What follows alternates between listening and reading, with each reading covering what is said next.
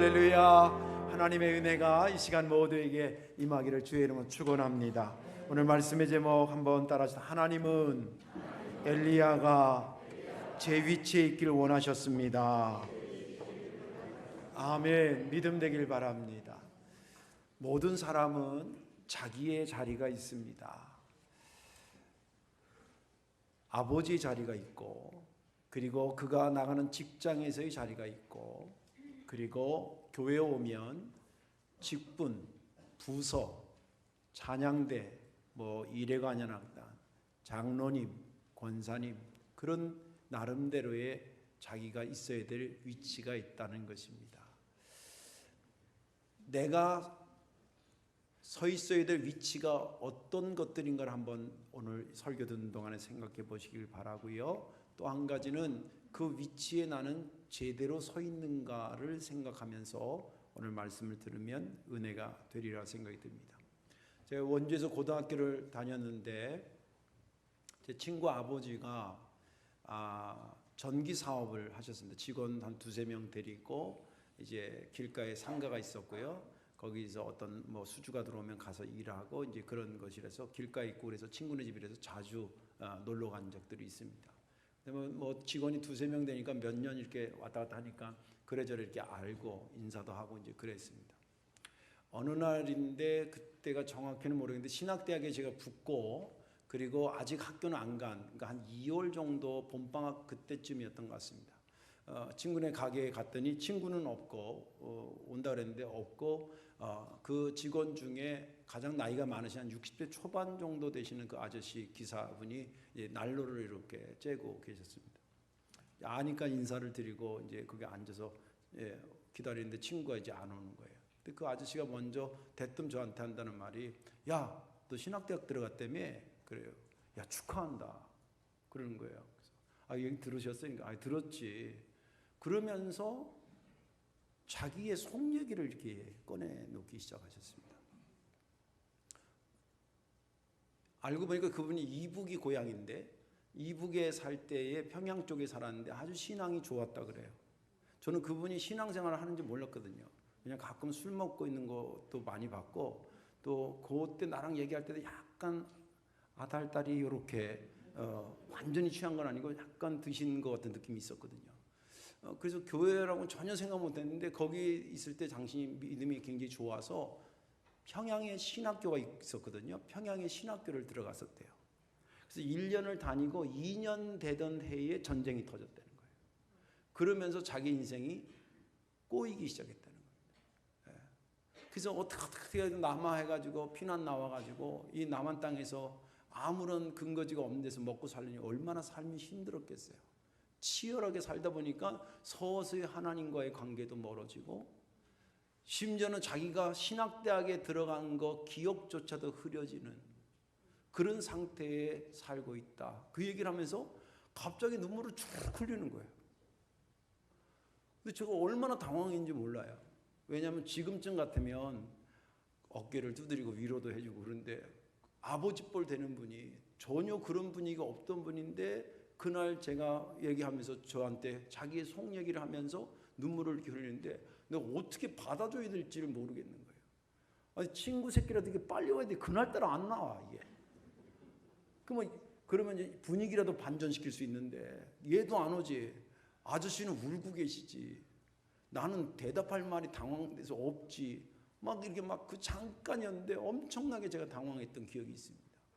그러다가 이제 추스려서 제가 한 말이, 아저씨, 지금도 늦지 않아요. 가까운 교회 꼭 가세요. 하나님 기다리고 계시잖아요. 그러길 얘기를 했더니 그분이 간다 안 간다는 얘기는 안 하시고 저한테 그래요. 야, 너 신학대학에 갔으니까 공부 열심히 해서 훌륭한 목사 되라. 그래서 나름대로 훌륭한 목사가 되려고 애를 쓰고 있습니다. 지금까지도. 그리고 나서 나중에 가만히 생각해 보니까 그 아저씨의 눈물이 이게 가벼운 눈물이 아닌데 뭐에 대한 눈물일까, 이런 생각을 해보니까 계속 그 얘기 하나님께서, 아무개야 너 어찌하여 여기 있느냐, 어찌하여 여기 있느냐라는 질문에 대한 그의 괴로운 답변이 아니었을까 생각을 합니다.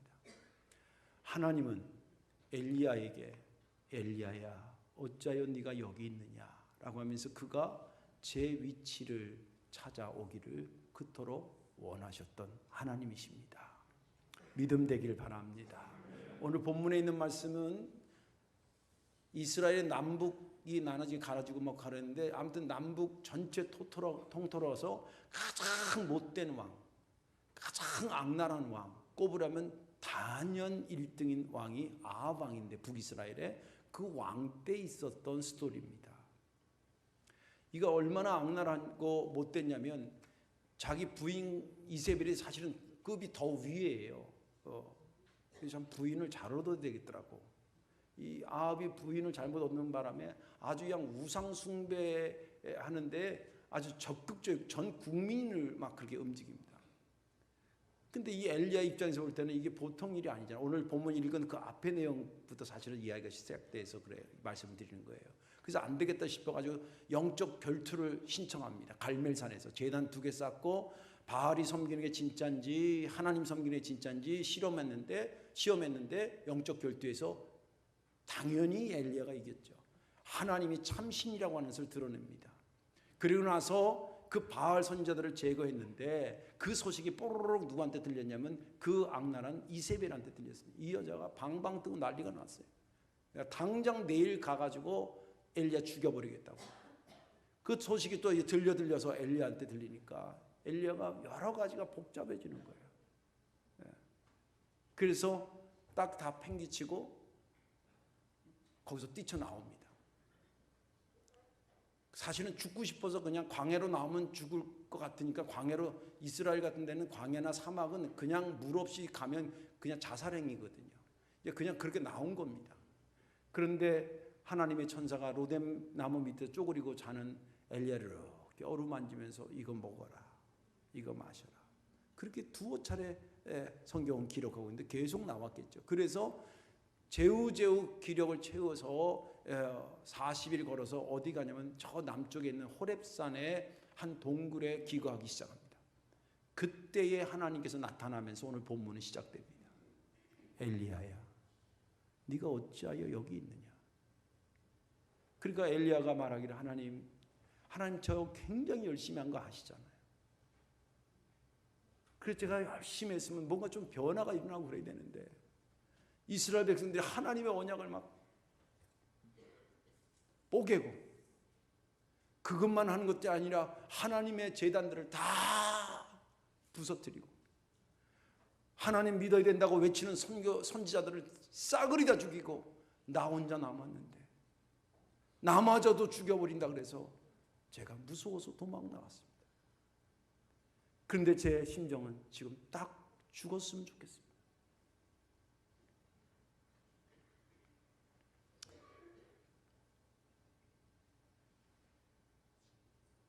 그러자 하나님께서 너 이렇게 나와봐라. 내가 너 앞에 지나갈게. 그러면서 와 엄청난 바람이 막 바위가 흔들릴 정도로 쾅 바람이 부는데 자세히 보니까 거기는 하나님이 안 계십니다.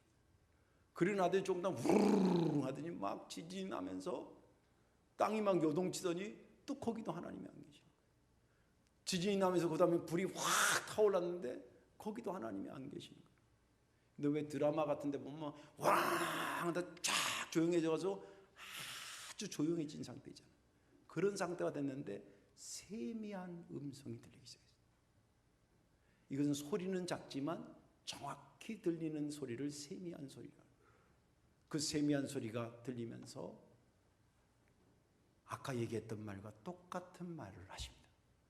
엘리야야, 어찌하여 네가 여기 있느냐. 오늘 본문은 거기서 끝납니다. 그 이후에 이제 계속 이야기가 진행되는데 시간 관계상 거기에서 끝납니다. 저는 지난 주간에 이 본문을 보면서 제가 가만히 많이 묵상한 것은 뭐냐면 왜 주님께서 2번씩이나 똑같은 말을 물었을까? 엘리야야, 어찌하여 네가 여기 있느냐. 근데 이것이 막 책망하는 하나님으로 다가오는 게 아니라 엘리야를 이해하면서도 너 그래도 그럼에도 불구하고 너는 여기 있으면 안 돼 라고 하면서 그를 안타깝게 여기고 격려하면서 다시 일으키시려고 하는 하나님. 그런 하나님의 모습을 보면서 역시 하나님이다. 그 부분이 저에겐 굉장히 큰 은혜가 됐습니다. 오늘 말씀에 은혜 받으시고 나는 지금 어디 있는가를 스스로 물어보시고, 제자리에 있으면 너무 감사하지만 제자리에서 뭔가 조금 벌어진 듯한 것은 누구는 몰라도, 제3자는 몰라도 내 자신은 알거든요.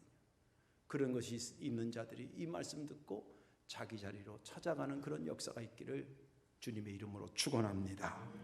자, 엘리야가 회복해야 될 제 위치는, 자기 자리는 어떤 것들이었는가? 크게는 두 가지였습니다. 제가 이 두 가지 것을 설명할 것이고, 그리고 또 한 가지는 그가 그러면 거기서 어떻게 자기 자리를 찾아갔는가에 대한 설교를 할 것입니다. 먼저 그에게 있었던, 제자리에서 이탈되어 있던 그의 마음을 크게 그의 것을 두 가지를 보는데, 하나는 뭐냐면 이탈되어 있는 그의 마음이었고, 하나는 그의 사역이었습니다. 먼저 그의 마음이 얼마나 이탈되어 있는지에 대한 것을 여러분들에게 소개하려고 합니다. 오늘 읽지 않았습니다. 본문 앞에 보면 열왕기상 19장 4절에 이런 말씀이 기록하고 있습니다. 자기 자신은 광야로 들어가 하룻길쯤 가서 한 로뎀나무 아래 앉아서 자기가 죽기를 원하여 이르되, 여호와여, 넉넉하오니 지금 내 생명을 거두시옵소서. 나는 내 조상들보다 낫지 못하니이다. 이 4절에서 우리에게 주는 엘리야의 마음의 상태를 보여주고 있는데, 죽기를 원한다. 또 내 생명을 거두어 주옵소서. 이거 종합하면 주님 지금 딱 죽고 싶어요, 그 뜻이에요. 이거 단순히 문학적 표현이 아니라 실제 심정을 그대로 표현한 겁니다. 왜 제가 그렇게 얘기하냐면, 아까도 말한 것처럼 이스라엘 지역에 한번 가보면 광야로 물 없는 곳으로 나왔다 그러면 잘못 가면 죽어요. 진짜예요. 사막 같은 데 잘못 갔다가 죽어요. 그래서는 하도 가이드들이 이렇게 안내하고 그러지만, 이 당시에 그냥 광야로 나왔다라고 하는 것은 그냥 자기가 자기 목숨을 이렇게 죽을 수는 없지만 그냥 이러다가 쓰러지면 죽는 거예요. 그런데 이 엘리야가 왜 이런 마음이 들었을까? 딱 죽고 싶은 마음이 왜 들었을까? 크게는 한 세 가지로 볼 수 있는데, 하나는 실망. 실망 다음에 오는 것이 뭐냐면 속단. 속단 다음에 오는 것이 두려움이거든요. 이거 심리학적으로도 그렇게 전개가 됩니다. 한번 보십시다. 무슨 실망을 했냐면 100% 이해가 되는 실망이에요. 이해는 돼요. 그러면 안 되는 거지만, 자기가 목숨 걸고 목회를 해서, 근데 영적인 전투를 해가지고 진 가짜들은 제거됐거든요. 만약에 이게 뒤집어져서 거꾸로 됐다 그러면 자기는 목숨 걸고 그 영적 결투를 신청했거든요. 그래서 거기서 다행히 이겼죠. 다행이 아니라 당연히 이긴 거지만, 그 목숨 걸고 그것을 제시한 거고, 그리고 그 당시에 비가 3년 이상 안 와가지고 비가 오게 해달라고 성경에 보니까 무릎 사이에 자기의 머리를 박고 간절히 기도합니다.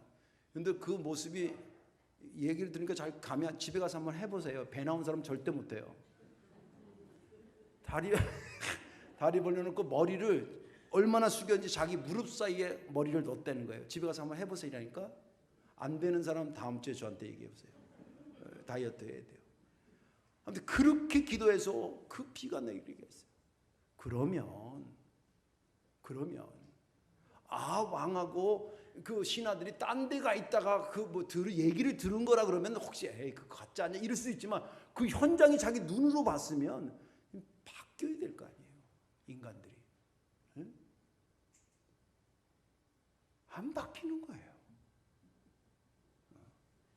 목사들 목회하다가 실망스러운 게 있습니다. 그렇게 잘해주고 그랬는데 결정적인 것 때문에 확 마음 돌아서고 이런 경우들 보면 정말 실망스러워요. 저는 엘리야 설교하면서 사실 지금 울음을 몇 번 참고 하는 거예요. 이 마음 100번 이해해야 돼요. 그렇게 세상에 하나님이 살아계심을 제단에 불 내리는 걸 보여주고, 3년 동안 그렇게 안 오던 비를 그렇게 간절히 기도해서 비 오게 했으면, 당신 진짜 믿는 하나님 진짜네, 내가 이제 진짜 하나님, 당신 믿는 하나님 꼭 믿을게, 이래야 되는데 아무런 변화가 없어요. 또 이 이세벨이 확 죽여버린다 그럴 때 아합이 그래야 될 거 아니에요. 여보요, 그거 안 돼, 안 돼. 저 진짜 선지자야. 저 사람 죽였다면 큰일 나.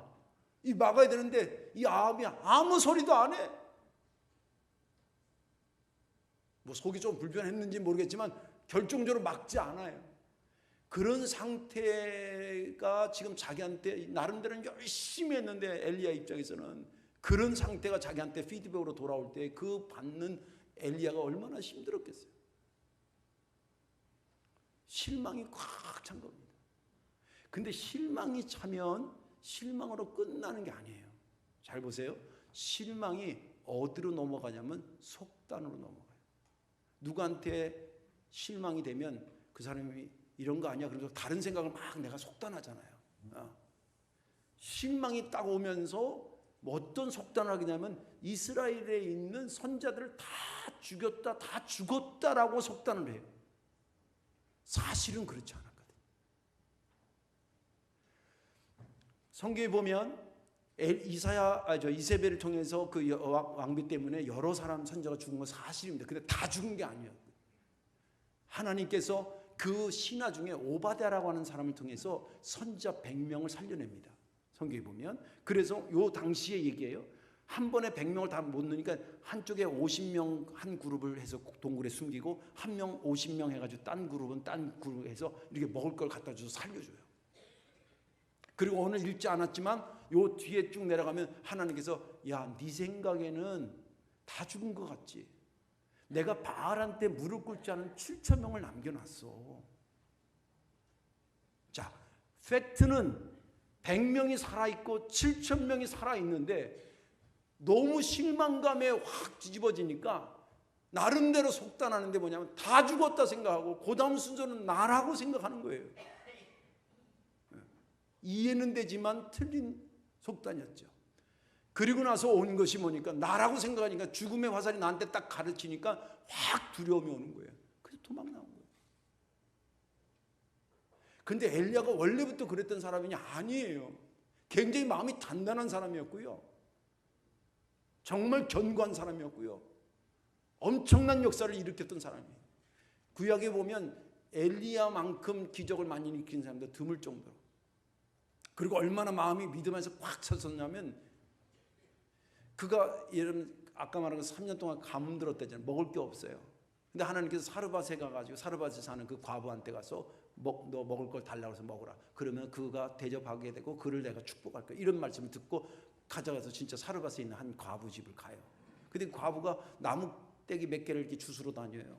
당신 뭐 하냐 그러니까 아유 저희 집에요 이제 다 먹고 마지막 먹을 빵 하나 구울 수 있는 밀가루하고 할 수 있는 조그마한 기름 남았는데 이거 막대기 주워다가 불 펴서 이거 먹고 우리 아들이 하나 있는데 그 둘이 먹고 그냥 그 다음에 이제 죽으려고 마지막 밥을 준비하고 있어요. 그러는 거예요.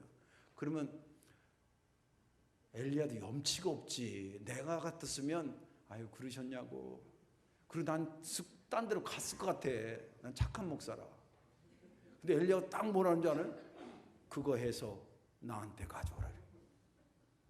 이거 둘 중에 하나입니다. 완전히 또라이든지 아니면 뭔가 가슴에 단단한 게 있든지 둘 중에 하나인데 이 엘리야는 미친 사람이 아니라 정확한 것이 단단한 게 있었는데 그게 뭐냐면 하나님이 그에게 복 주신다는 말씀 들은 게 있었거든요. 그래서 그 여인이 그렇게 순종합니다. 그리고 났더니 진짜 하나님께서 그 가정에 복을 주시는데 밀가루가 넘치게 하시고 기름이 떨어지지 않게 하셨다고 성경은 말해주고 있습니다. 그리고 그 아들이 죽어요. 과부의 아들이 죽자 그를 살려냅니다. 그때의 부인은 막 그 애엄마는 죽었다고 난리가 났는데 하나도 흔들리지 않는 것이 누구냐면 엘리야였습니다. 그 정도로 마음이 단단했던 사람. 그리고 아까 말한 그 갈멜산에서 그 영적 절투한 때 850명 대 1명이잖아요. 숫자적으로 볼 때는 얼마나 열세도 보통 열세가 아니지. 그런데도 눈 하나 깜짝 안 했던 사람이 누구냐면 엘리야예요. 그게 엘리야가 있었던 본래의 그 마음의 위치였어요. 그런데 실망이 들어오자 속단하게 되고 속단이 들어오자 두려워하고 두려움이 들어오자 도망가게 돼요. 하나님은 그것을 아쉬워했던 거예요. 그래서 엘리야여 어째여 네가 여기 있냐고 얘기한, 그건 장소의 의미가 아니라 네 마음이 어째여 그랬던 마음이 저기가 있느냐고 안타까워하면서 그를 일으켜 세우려고 했다. 또 한 가지는 그의 사역이, 엘리야가 한 사역은 아까 말한 기적이 많이 일어났다는 것은 굵직굵직한 일들을 많이 했다는 거예요. 예. 아합 왕후 이세벨이 그 짓을 하니까 이거 안 된다, 이 무너진 제단 다시 세워야 된다는 역사적 사명 가지고 뛰어드는 사람이고, 거기에 부안해동하는 백성들의 믿음을 끌어오려고 애쓴 사람이고, 또 그 북이스라엘에 그때그때마다 주시는 하나님 말씀을 담대하게 증거하기 위해서 그의 사역이 산처럼 쌓여 있는데, 지금 딱 도망와서 보니까 아무 사역도 그 애를 통해서 진행되지 않는 거예요. 물론 사역이라고 하는 게 쉬운 게 아니고 누워서 떡 먹기가 절대 아닙니다. 힘든 거죠. 어려운 거지요. 그러나 하나님으로부터 주어진 사역을 버리는 것은 온전치 못합니다. 잘못했다의 개념이 아니라 그것은 안 되는 일이라는 거예요. 성경이 그런 사람들을 많이 제시하잖아요. 요나 같은 경우를 보세요. 우리가 요나를 통해서 그에게 마지막 박수를 보내는 것은, 하나님 가라는데 안 가고 딴 데 가서 배 밑창에서, 성경에 보면 배 밑창에 가서 쭈그리고 자고 있어요. 그 요나를 박수치는 게 아니란 말이에요. 그가 하나님 말씀 어기고 하나님이 싫어서가 아니라 자기 어떤 민족 감정이 있어 그러긴 하지만, 아무튼 그 이렇든 저렇든 하나님의 명령을 어기고 간 요나의 삶이 행복한 삶이 될 수가 없었던 거예요. 그를 다시 끌어내서 하나님의 사역을 하게 하고 그 본자리에 가 있을 때에 요나가 되는 것입니다. 하나님은 엘리야에게도 그것을 원하셨던 거죠. 엘리야야 어째여 네가 여기 있느냐, 너에게 주어진 사명을 어째여 잊어버리고 있느냐 라는 질문을 하셨던 것입니다. 엘리야는 그렇게 자기의 마음이 제자리로 돌아왔어야 되고, 그리고 그의 사역이 제자리에 돌아왔어야 되는 것입니다. 자, 그렇다고 한다면 그는 어떻게 다시 돌아올 수 있었을까? 그 정답은 하나님의 음성을 듣고 순종하는 데 있었습니다. 오늘 본문에 보면 12절에 또 지진 후에 불이 있으나 불 가운데서도 여호와께서 계시지 아니하시더니 불 후에 세미한 소리가 있는지라. 그 세미한 소리라고 하는 것은 아까도 얘기한 것처럼 조용한데 아주 정확히 들리는 소리를 세미한 소리라. 세미한 소리라. 이것은 반드시 들어야 될 이야기라고 하는 것을 말해주고 있고, 하나님께서 이 엘리야에게 그 말씀을 하셨는데, 그 말씀의 내용이 뭐냐면, 엘리야야 네가 어찌하여 여기 있느냐라고 하는 말이었습니다. 똑같은 말을 두 번씩이나 연속을 할 때에 그 이야기를 듣는 엘리야의 마음은 어땠을까? 점점 대답하기가 궁색해지고, 또 하나님의 이 음성은 외면하면 절대 안 되겠구나라는 생각이 들지 않았겠어요? 그런데 그런 과정이 왜 그렇게 해석하냐면, 신약에 보면 예수님과 베드로의 사이에서 이루어진 이야기를 보면 느낄 수가 있어요. 예수님이 부활하신 다음에 제자들한테 보여줍니다. 왜 보여줬겠어요? 부활한 사실을 자랑하기 위해서요. 너희들이 이제 해야 될 사역이 선명해진 거야. 너희들의 죄가 이렇게 구원받은 거야 라고 하는 것을 보여준 겁니다.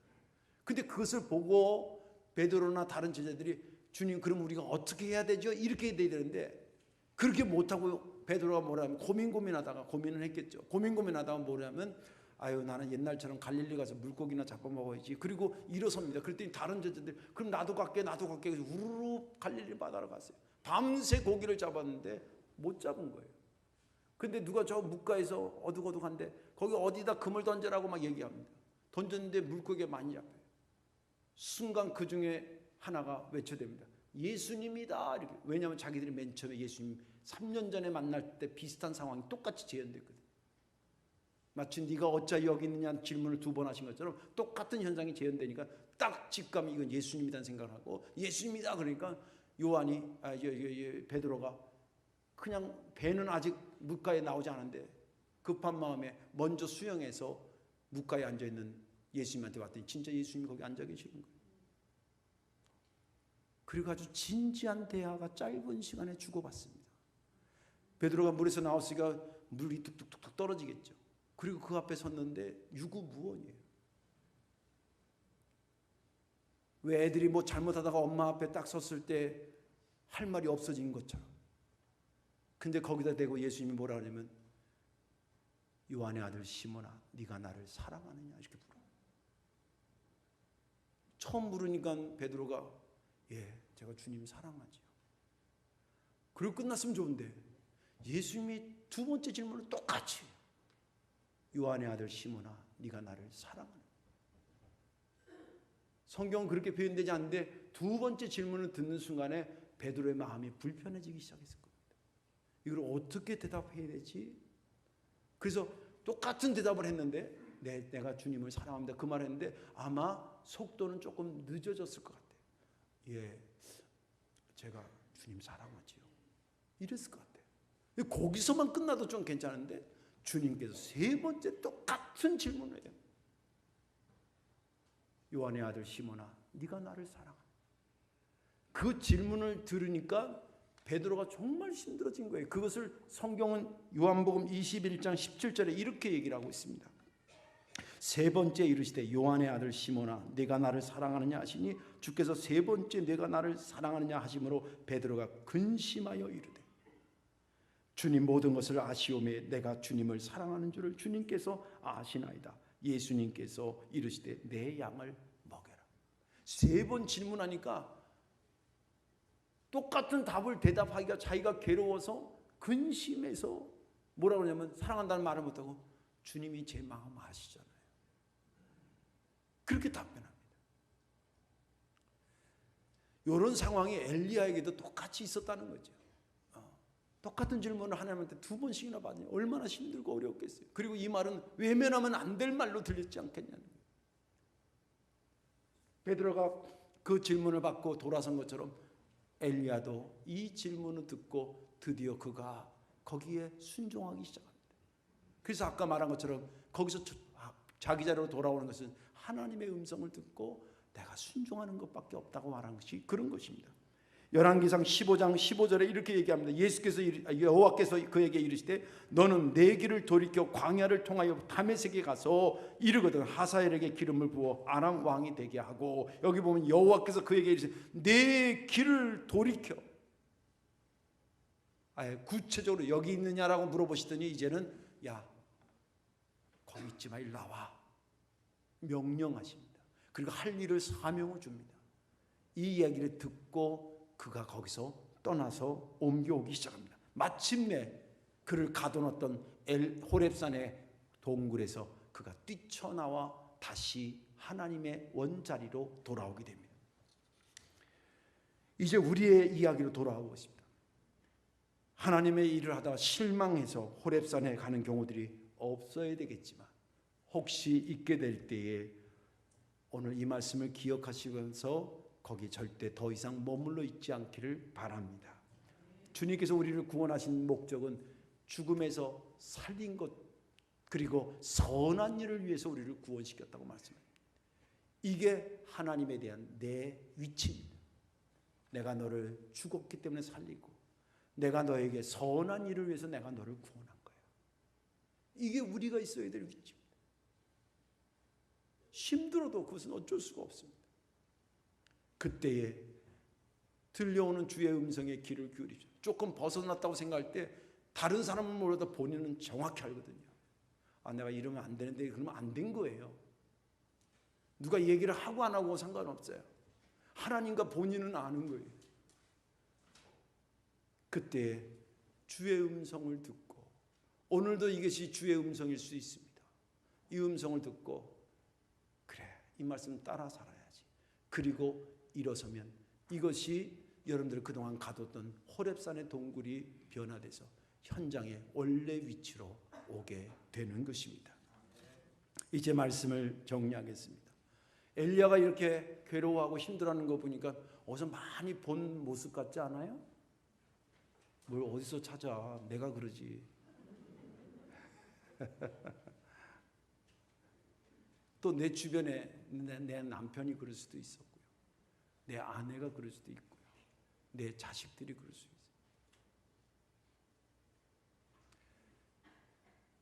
그런데 분명한 것은 100번 이해가 되지만 분명한 것은 뭐냐면 원 위치에서 벗어나 있으면 벗어나 있는 사람이 더 괴로운 거예요. 보고 있는 나보다 본인이 진짜 더 괴로운 거예요. 그리고 거기에 계속 오래 머물러 있으면 안 되는 거예요. 하나님께서 이에게 찾아갔을 때 책망하러 가지 않았다 그랬잖아요. 안타까워 여기고 비판하러 가지 않았거든요. 그를 격려하고 일으켜 데려오기 위해서 가신 것입니다. 그것이 나인 경우, 본인인 경우 주님이 나를 그렇게 접근하고 있다는 것에 감사하십시오. 또 더불어 우리가 그렇게 제 위치를 이탈한 사람들을 봤을 때 믿음 없다고 막 정죄하지 마십시오. 왜냐하면 원인이 간단치 않아서 그래요. 그 사람 잘못도 있겠지만 환경적인 요인도 있고 심지어는 사회적 요인도 있어서 그럴 수 있거든요. 그러니까 벗어났다 나쁜 사람, 모자란 사람, 믿음 없는 사람 이렇게 하는 건 위험한 겁니다. 하나님의 방법이 아닙니다. 기다려주고 그를 위해서 기도해주고 기회가 되면 손잡아 일으켜 세워주고 본을 보여주고 그렇게 함께 가는 것입니다.